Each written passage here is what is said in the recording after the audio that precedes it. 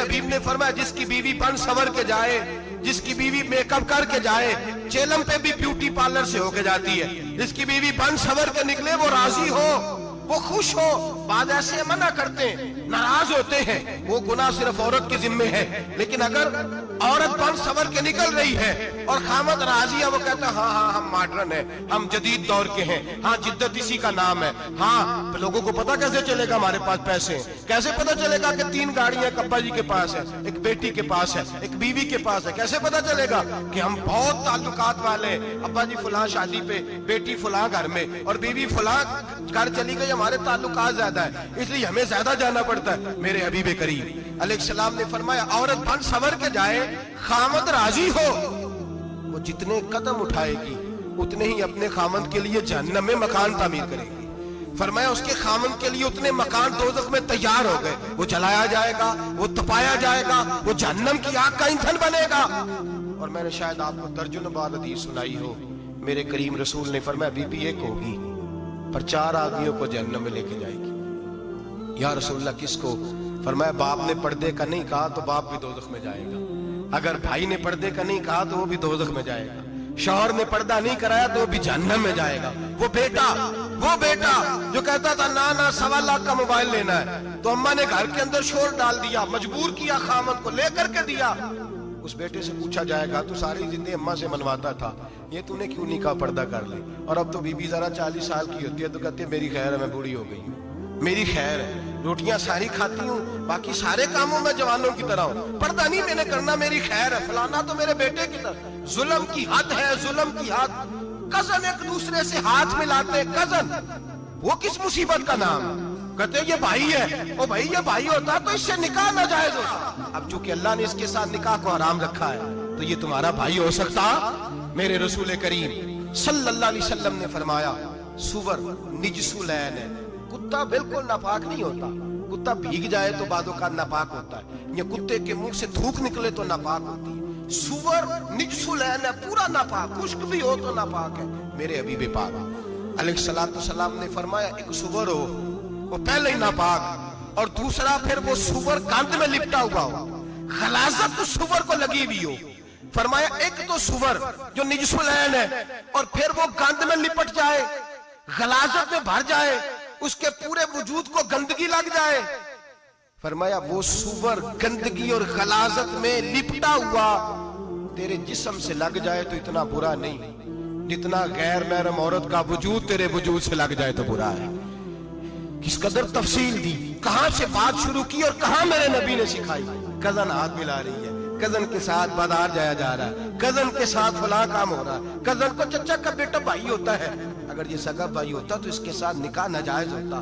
خدا را آ جاؤ، لوٹ آؤ، واپس پلٹو دین کی طرف، لوٹو اس تباہی سے نکلو۔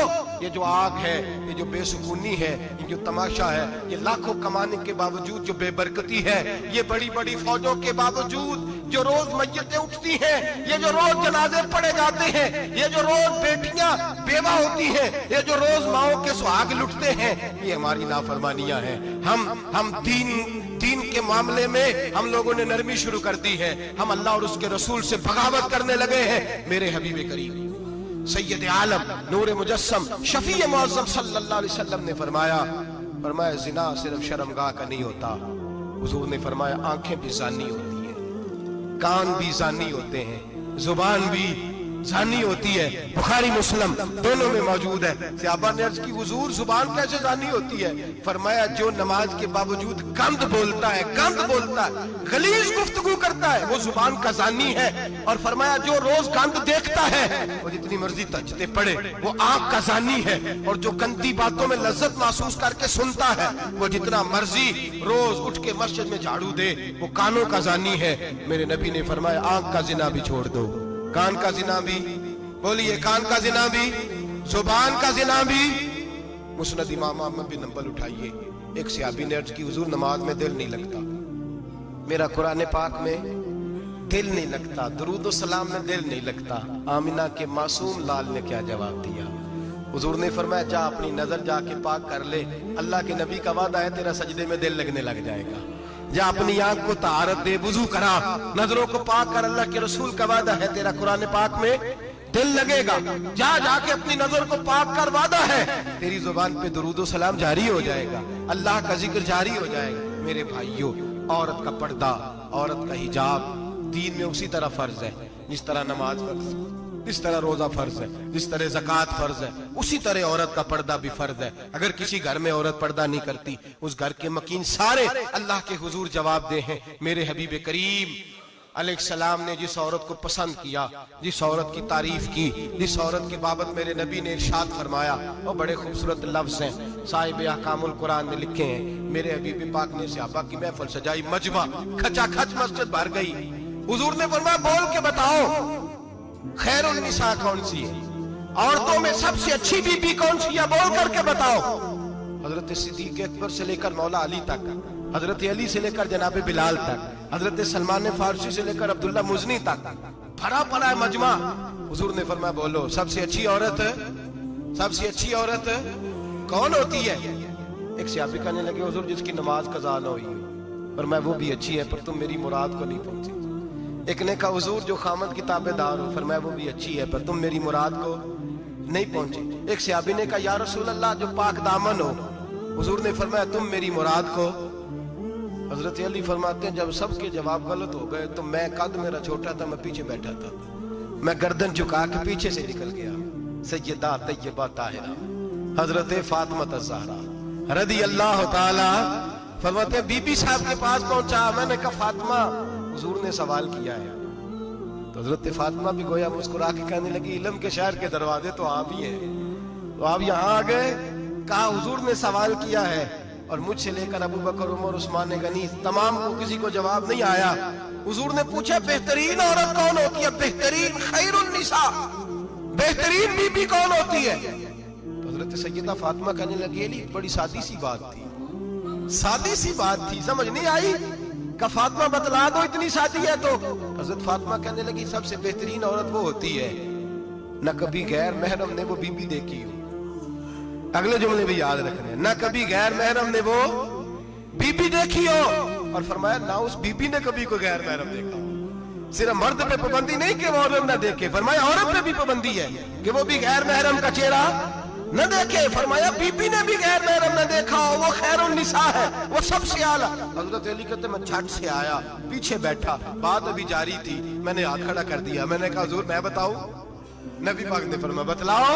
تو کہتے میں نے کہا حضور بہترین بی بی وہ ہوتی ہے جس نے نہ کبھی غیر محرم دیکھا ہو اور نہ غیر محرم نے کبھی اسے دیکھا ہو۔ علی فرماتے ہیں میں نے جواب دیا تو میرے رسول کی آنکھوں میں آنسو آ گئے، حضور روئے اور فرماتے ہیں ہنستے مسکراتے اچانک صحابہ کے آنسو برسنے لگے، مجمع پہ کیف سا طاری ہو گیا، آنکھیں برسنے لگی۔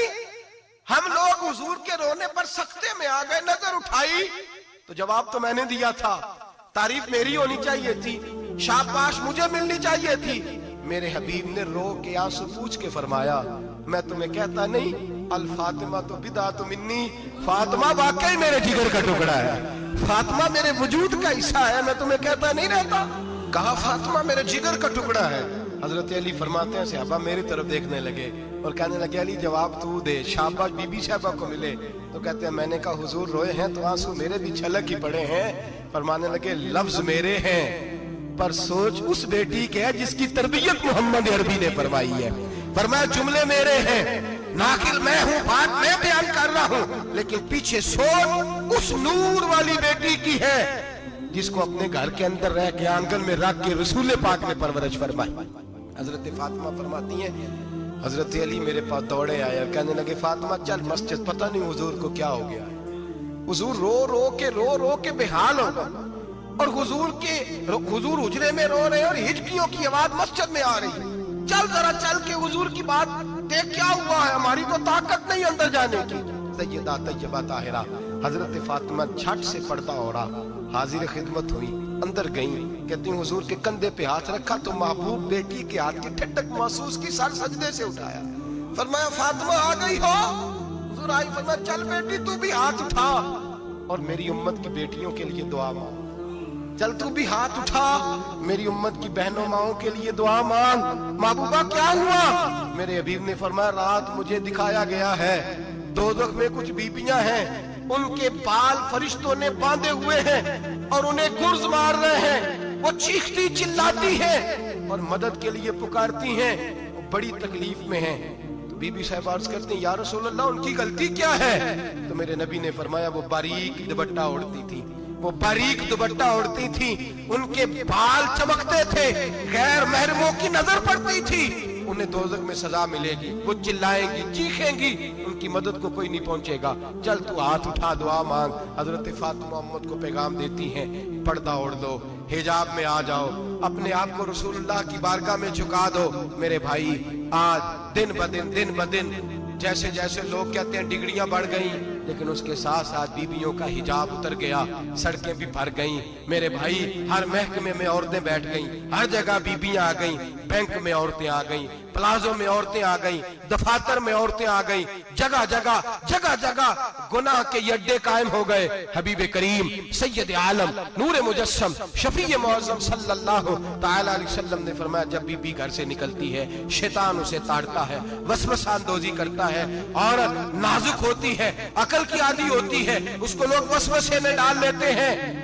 पाकिस्तान का तजदिया निगार कहता है, अगर 100% पसंद की शादियां होती हैं, उनमें 40% लड़के अपने घर वालों को मजबूर करते हैं, 60% लड़कियां मजबूर करती हैं, 60% उनके अंदर ऐसी शैतानियत भरी जाती है, कमजोर अकल होती है, उसे ऐसे बागात दिखाए जाते हैं, उलझ जाती है, और जिस तेजी से ये जाली निकाह होते हैं, उस तेजी से तलाक होती है। वो बेटी जो कल इस चुंगल में फंस के, जिद्दत के चुंगल में अपनी मर्जी करते हुए मैदान में निकली थी, सारी जिंदगी का धब्बा लगा के घर बैठ गई। लड़का तलाक दे के भी पाक का पाक ही रहता है, और बेटी की मंगनी भी टूट जाए तो लोग कहते हैं कोई ना कोई बात तो होगी। ऐसे थोड़ी हो जाता है। बेटियों, तुम्हें रुसवा किया जा रहा है, बहनों तुम्हारी इज्जत से खिलवाड़ हो रहा है, तुम्हें बाजार की जीनत बना के तुम्हारे असल मकाम से तुम्हें गिराया जा रहा है। तुम समझ रही हो हम जदीद हो गई, लेकिन तुम्हारा नुकसान हो रहा है, तुम्हें रुसवा किया जा रहा है। आओ दरे रिसालत माप पे, आओ मेरे नबी पाक के दरवाजे पे। मेरे हबीब ने फरमाया, जिस बीबी में 4 खूबियां हो, कितनी हो जी? ये आपने दुआ करनी, अल्लाह करे मेरी बेटी में 4 खूबियां आ जाए, अल्लाह करे मेरी बहन में 4 खूबियां आ जाए, अल्लाह करे हमारी घर की मस्तूरात में, ऊंचा आमीन कहिए, सब में 4 खूबियां, अल्लाह करे भर जाए 4 खूबियां। मेरे हबीब ने फरमाया, जो बीबी जरूरियात दीन का इल्म जानती हो, दूसरी खूबी उस बीबी के अंदर ये हो कि वो बीबी अपने खामन को राजी करने वाली हो। तीसरा फरमाया, उस बीबी में खूबी ये हो कि अल्लाह के मुहर्रमात का ख्याल रखती हो, हराम में ना पड़ती हो। चौथा फरमाया, पर्दे की पाबंद हो। फरमाया, जैसे ही वो मरती है, अर्श का मालिक उससे हिसाब ही नहीं लेता, उसे बगैर हिसाब किताब ही जन्नत अता फरमा देता है। जो पर्दे की पाबंद हो, खामद राजी हो, मुहर्रमात से बचती हो, फरमाया वो बीबी अल्लाह तबारक व तआला उससे कोई हिसाब किताब, बगैर हिसाब के अल्लाह उसको जन्नत में दाखिल कर देंगे। रब हिसाब नहीं पूछेगा। अल्लाह करे मेरी बेटी भी बगैर हिसाब जन्नत जाए, माए बहन बीवियां बगैर हिसाब जन्नत में जाए। अल्लाह करे हम सब के घरों में जितनी औरतें हैं उनसे कोई हिसाब ना लिया जाए, बगैर हिसाब ही जन्नत में जाए। फिर उन्हें पर्दे का पाबंद करो, फिर उन्हें शौहर की ताजीम सिखाओ, फिर उन्हें हराम से बचना सिखाओ, फिर उन्हें रसूलुल्लाह सल्लल्लाहु अलैहि वसल्लम की बेटी का उसवा नूर सिखाओ, फिर उन्हें हजरत आयशा की सीरत पढ़ाओ, फिर हजरत खदीजतुल कुबरा का तरीका बतलाओ, फिर उन्हें रसूलुल्लाह की कनीज़ाएं बनाओ। अल्लाह करे हम यहाँ से जुमा पढ़ के जाएं तो हमारे हाथ में एक बुरका भी हो, हमारे हाथ के अंदर जो है वो एक बड़ी चादर भी हो। अम्मा को कहे अम्मा ये चादर रख, इससे नकाब ओढ़ के निकलना। अल्लाह करे चौधरी साहब